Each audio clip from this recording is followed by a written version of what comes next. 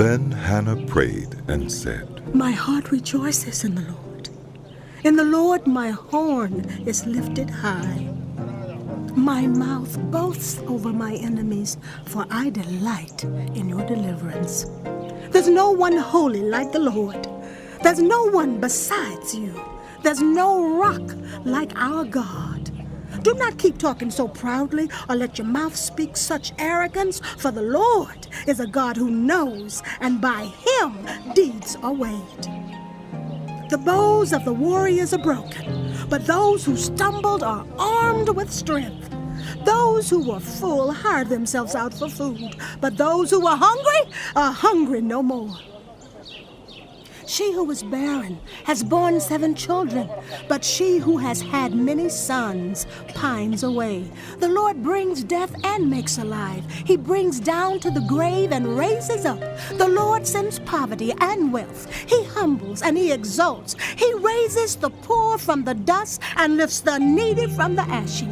He seats them with princes and has them inherit a throne of honor. For the foundations of the earth are the Lord's. On them he has set the world. He will guard the feet of his faithful servants, but the wicked will be silenced in the place of darkness.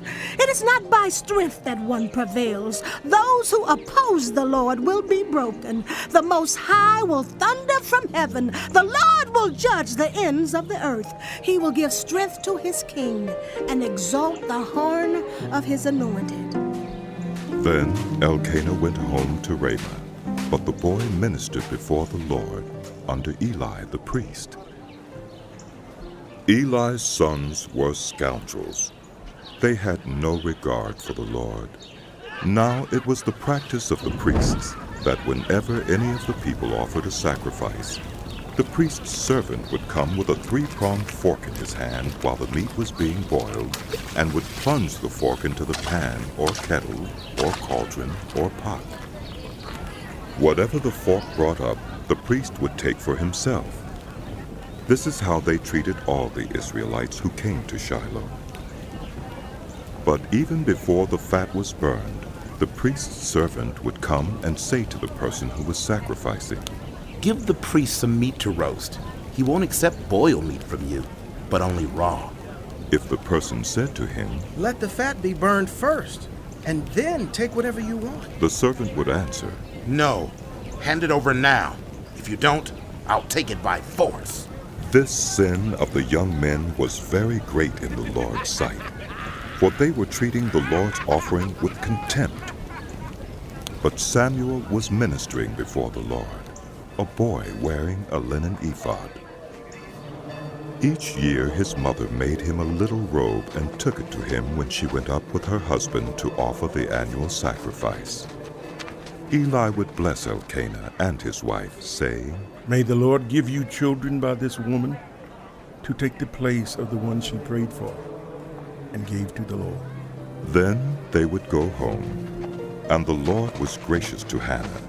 She gave birth to 3 sons and 2 daughters. Meanwhile, the boy Samuel grew up in the presence of the Lord. Now Eli, who was very old, heard about everything his sons were doing to all Israel, and how they slept with the women who served at the entrance to the tent of meeting. So he said to them, Why do you do such things? I hear from all the people about these wicked deeds of yours.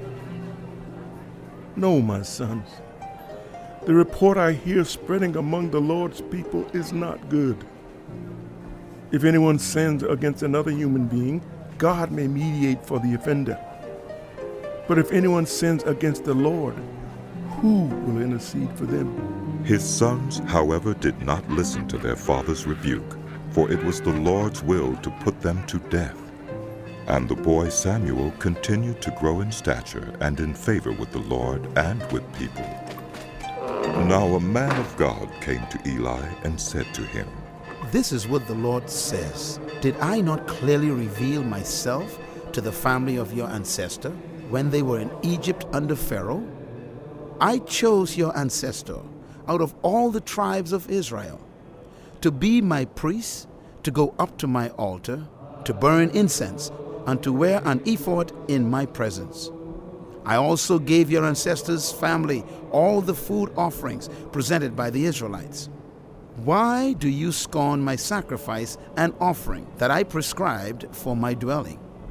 Why do you honor your sons more than me by fattening yourselves on the choice parts of every offering made by my people Israel? Therefore, the Lord, the God of Israel, declares, I promised that the members of your family would minister before me forever.